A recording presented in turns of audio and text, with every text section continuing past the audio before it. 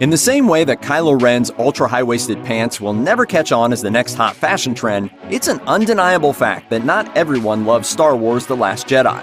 When the film launched in theaters in December 2017, audiences were more divided than Darth Maul. Now, as we're nearing the one-year anniversary of the Rian Johnson-directed flick, an old complaint about The Last Jedi has resurfaced. But it's not just any old gripe. It's one that regards a plot hole that one YouTuber claims, quote, broke Star Wars forever. The scene in question is the one in which Vice Admiral Amilyn Holdo does something no character has ever attempted to do in the history of Star Wars. She kicks General Leia Organa's ship into lightspeed and proceeds to drive it directly into Supreme Leader Snoke's ship, the Mega-class Star Dreadnought that served as the First Order's mobile headquarters. Holdo's move allowed the Rebel Alliance members aboard the Raddus a narrow window of time to escape on the lifeboats before the First Order could track the Raddus through hyperspace. Before this moment in The Last Jedi, fans had never seen a Star Wars character carry out a kamikaze attack. Once they did, well, it got the gears in their brains turning. Some franchise loyals, like YouTuber Thor Skywalker, feel that the scene ripped a hole in more than the supremacy. It opened up a plot hole in the entire Star Wars universe. Thor Skywalker argues that if Holdo could damage the supremacy by jumping to lightspeed and crashing into it, the Rebels could have done the exact same thing to the Death Star in A New Hope.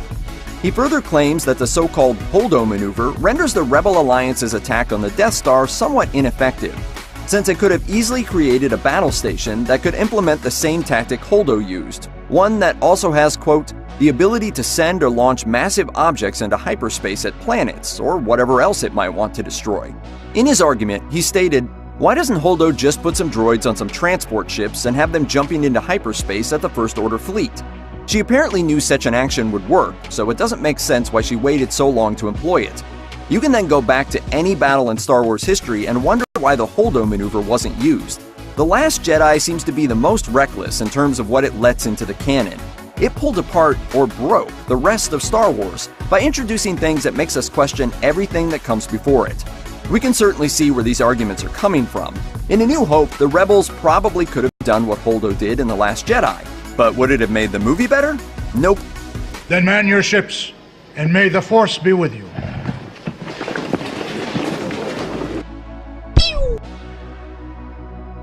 Yay! While Holdo's attack does signify a bit of a logic question in the Star Wars universe, to call it a franchise-breaking plot hole is a little much. To some fans, the Holdo maneuver truly has put an irreversible dent in the series. To others, it's not that big of a deal. As far as director Rian Johnson is concerned, the moment was actually inspired by the original trilogy. He explained to the Empire Film podcast, Ever since Han is talking about how if you don't get the calculations right, you could go through, I've always wanted to see what that would look like. Conflicting opinions about whether or not The Last Jedi broke Star Wars aside, writer-director J.J. Abrams could still keep the franchise afloat with Episode 9, set for release on December 20th, 2019. So what do you think? Did the Holdo maneuver break Star Wars for you? Let us know in the comments.